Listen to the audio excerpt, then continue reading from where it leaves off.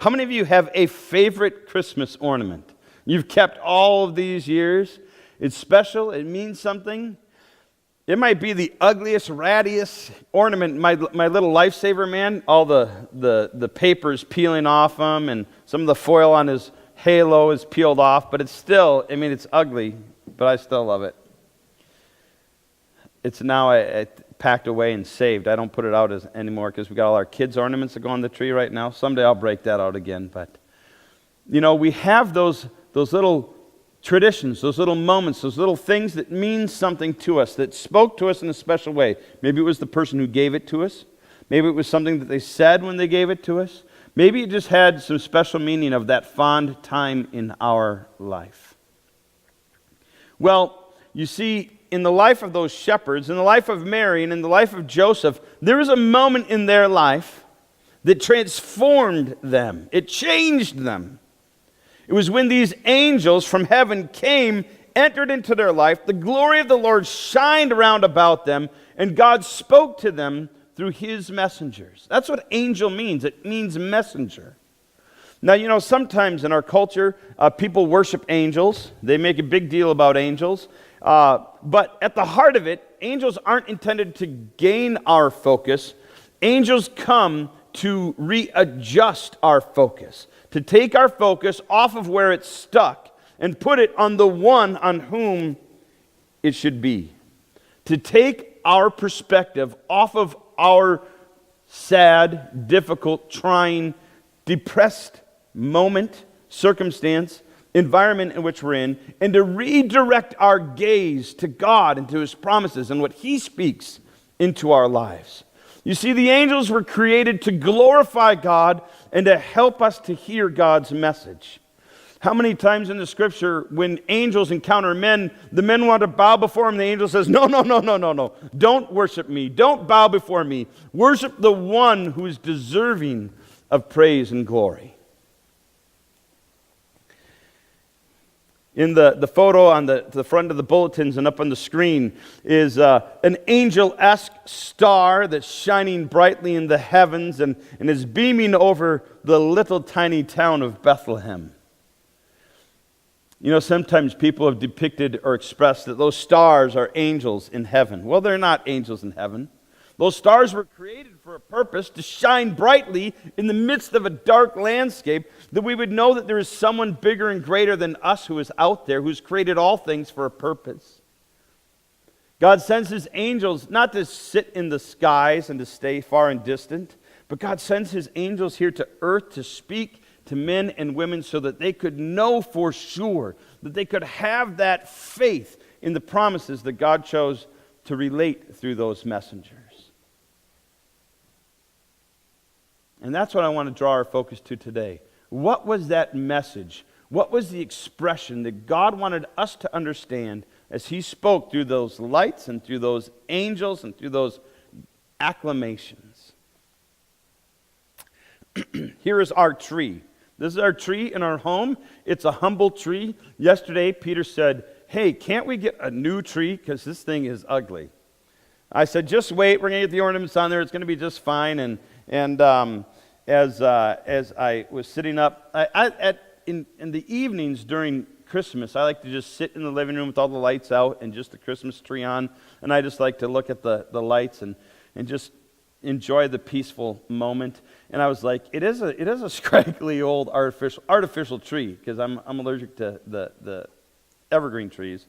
But I was saying to myself last night, this is our tree. This is the tree that we've had our whole life. And I don't know why Peter wants some new tree. That's just kids these days, isn't it? We want the new, the better. Give us a digital tree, Dad. Why can't we just put a picture on the wall of a TV screen with the tree sparkling? I have some friends, they had their Christmas scene, and it was a hearth in the fireplace. They had candles in the fireplace because they didn't want to light a fire. Then they had their computer screen with the flames burning. I'm like, isn't that just a modern day Christmas? I was over at Wielander's house the other day, and I snuck a picture of their Christmas tree. It's beautiful. I didn't realize that Steve and Diana were such Star Wars fans. Who would decorate their tree like this? I just want to know. Who would decorate their tree? This isn't really the Wielanders tree, if you didn't know that, but who would decorate their tree like Darth Vader? This is like the antithesis of Christmas, right? Darth Vader is like, in our generation, he's like the darkest of the dark of all villains, isn't he? He's like the I know that he turned a corner, and at the end he was, redeemed. He loved his son in the end, whatever. But who would decorate their tree like Darth Vader? Red lightsaber and all. It's like unbelievable. It's like putting the Death Star at the top of your Christmas tree. Who would put the Death Star at the top of their Christmas? I understand it's called Death Star, but who would celebrate death and fear and the evil empire on their Christmas tree? Diana, I hope that Steve lets you put real decorations on your tree. But what is it that is the crowning moment of your tree? What is it that goes on the top of your tree? When I was growing up, I know this might seem weird. This isn't the dove that was on our tree. I just happened to find a dove. But we would always put a dove on the top of our Christmas tree. I don't know why my parents did it. I know they liked doves. Their bedroom was decorated in doves when I was growing up. And so we always had a dove on our Christmas tree. And so I would go over to my friend's house and I would say, "Why do you have an angel on the top of your Christmas tree? Don't you know it's supposed to be a dove?" And they would look at me really weird, and they're like, "No, don't you know it's an angel? It's not a dove. It's an angel." I'm like, "No, you're supposed to have a dove on the top of your Christmas tree." And I had a screwed up childhood, I guess, but at least we didn't have a Death Star on our top of our Christmas tree, right? But when I started ministry in Northfield, I built a friendship with the pastor over at the Moravian Church. The Moravian Church, it has its roots in John Huss. John Huss was an early church martyr who gave his life for the proclamation of the gospel. But the Moravian Church, over the years, I want to say like in the mid 1800s, they had a school, and the young boys that were in this school, they had a geometry project, and they created the Moravian star. Do you see that there? That's our Moravian star that's on the top of our Christmas tree. When I was trying to set up and figure out what am I going to do, we would just usually have, we didn't have a topper on the top of our Christmas tree. We'd just stick various decorations around. But when I had my kids, I'm like, well, we need something up there. And I saw my friend's Moravian star, and I said, I want one of those. And so I got a paper one, then ended up buying a larger plastic one. And so each year I love putting this Moravian star up there, and mainly because, well, first and foremost, it's not the Death Star. That's a good starter. Secondly, I'm breaking tradition in my family of sticking a bird at the top of our tree. And I didn't want the angel to be like the focus or the pinnacle. You see, in church history, way back in the early years when they first started having trees, and it kind of started in Germany, they would put a little silhouette or a cutout of a baby in a manger. They would put baby Jesus on the top of their Christmas tree. So that as they looked at the Christmas tree, and they appreciated all the candles that were on there, because they didn't have electricity back in the day, they would draw their attention to Jesus who was at the top of their Christmas tree. So, I like that Moravian star because it reminds me of that star of Bethlehem. Nobody really knows how or why they started putting the stars up there. Probably had something to do with Bethlehem. But everyone has their own traditions of what they put on the top of their Christmas tree.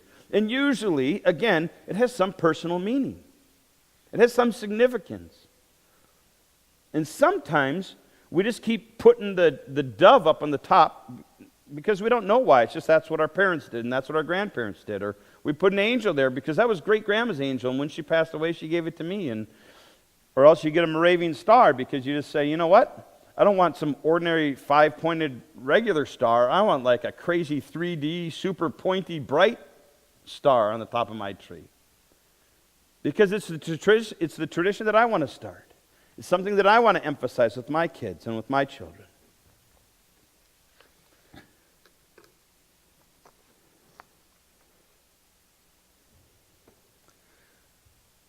Well, we're not here to celebrate stars and angels and toppers on our tree.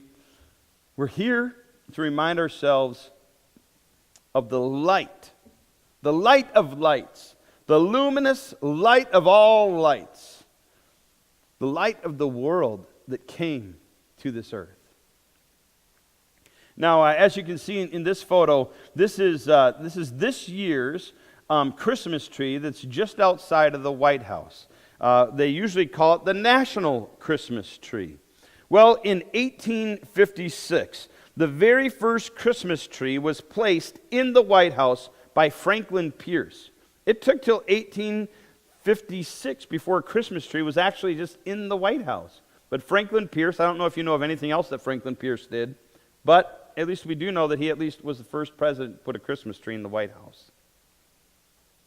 Then, by 1890, the Thomas Edison Company created lights. You know, Thomas Edison, he's the one who created the light bulb, right?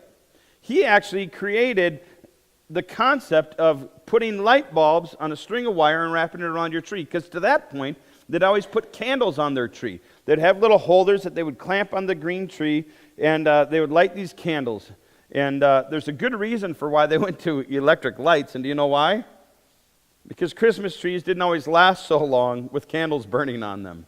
There's too many fires. But can you imagine that? We would go hunting a number of years. We'd camp out in the woods, and we'd always find dead pine trees, because dead pine trees are awesome. If you stick a dead pine tree on a bonfire, you get the biggest, tallest, highest flame that you've ever seen when these things catch a flame. It's amazing. It's awesome. So I can only imagine how some of those Christmas trees that they had in their home, they caught fire. It was an amazing display of light. Dangerous, but amazing display of light. And I think sometimes I wonder, do we realize the amazing display of light that is made through Jesus Christ? You see, in 1895, President Grover Cleveland, he had the first White House Christmas tree decorated with lights. So about 5 years after Thomas Edison made this, or the Edison Company made the string lights. He put these lights on the Christmas tree at the White House. And then in 1925 was the first year that they actually made this national Christmas tree. President Calvin Coolidge stuck it out on the White House lawn. But this year, our president, President Trump, and his wife Melania, when they lit the tree, as you can see there, it's really quite beautiful and wonderful. He not only just lit the tree, he not only just talked about Christmas, but do you know what? He read the story from Luke chapter 2, where the angel said, "Glory to God in the highest, and on earth peace and goodwill with those with whom God is pleased." And then he began to share that the light is Jesus, and that we need to put our faith in Jesus. And I was like dumbfounded. If you're on Facebook, you can go to my Facebook page. You can see it on C-SPAN 2. They're the ones who aired it.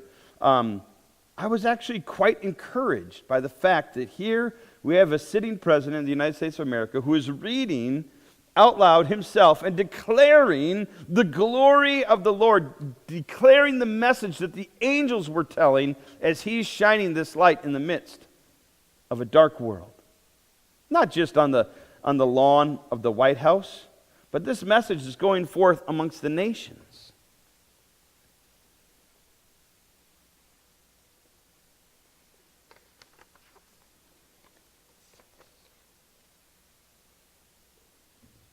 What about us? What is the message that is declared through our lives, from our lips, in our homes? This Christmas, as we consider the luminous lights of this year, as we consider the luminous light, Jesus Christ himself, what will we think about? You see, this is oftentimes, not oftentimes, this is the darkest time of the year. I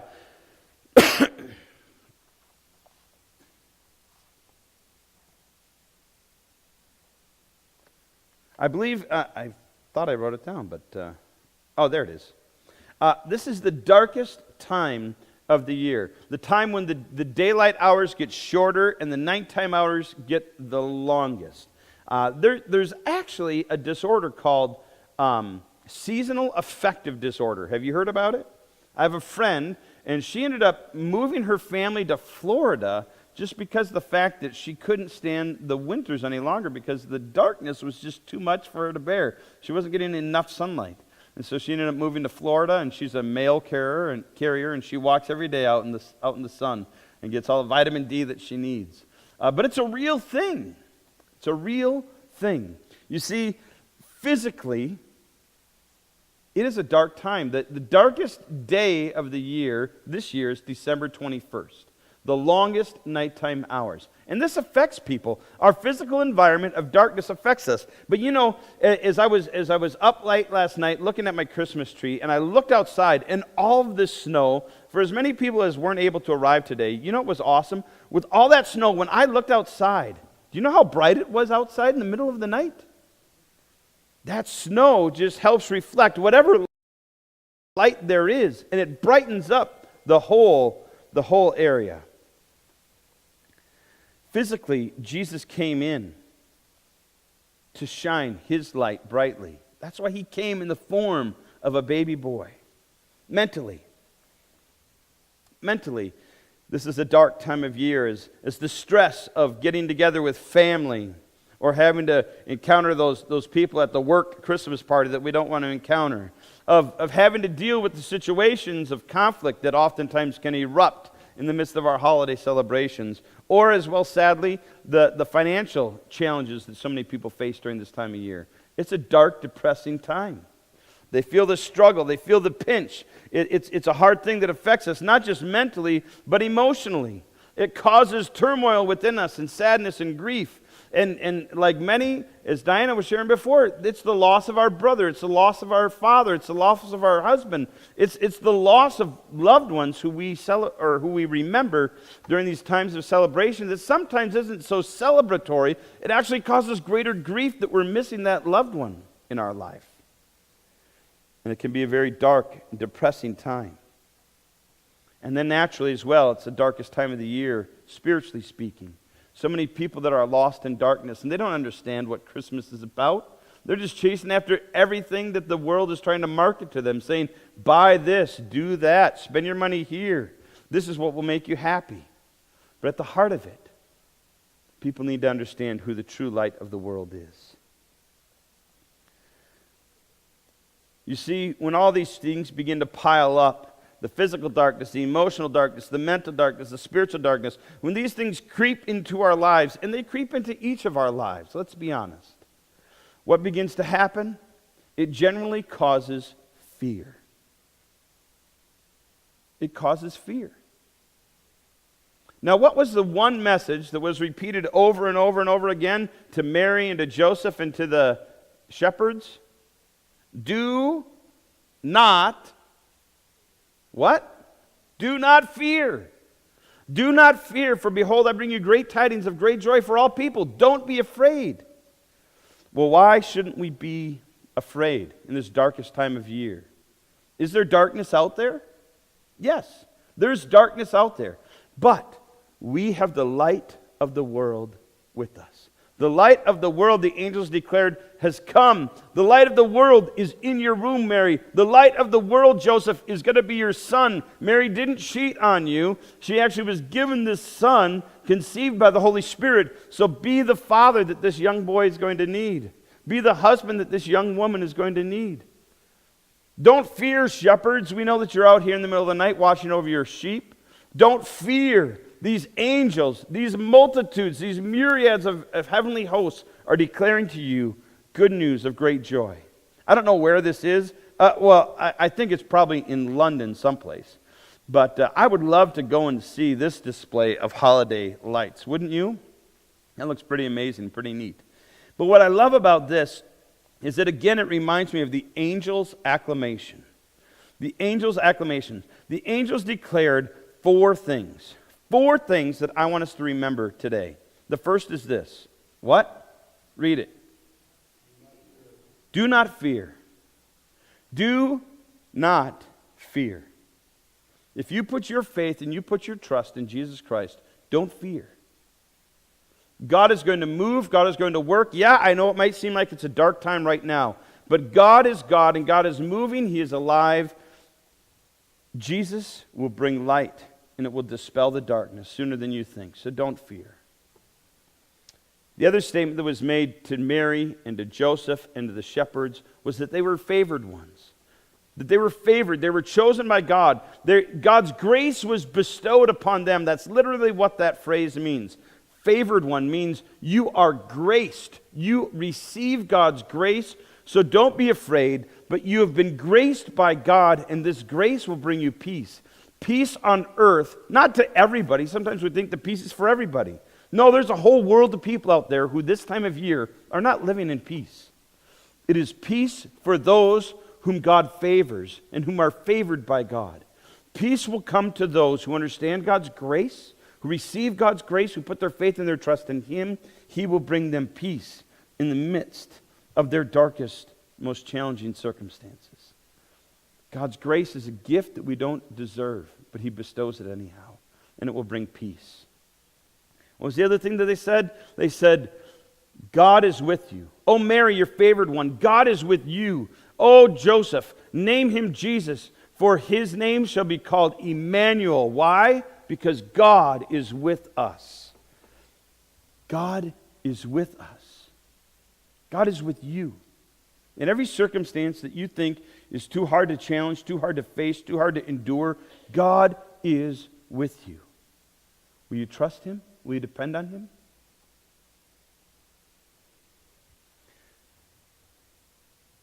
And let me remind you, the angel said, let me remind you of who this God is, of who Jesus is. The angels revealed the identity of this promised one. And what did the angels say?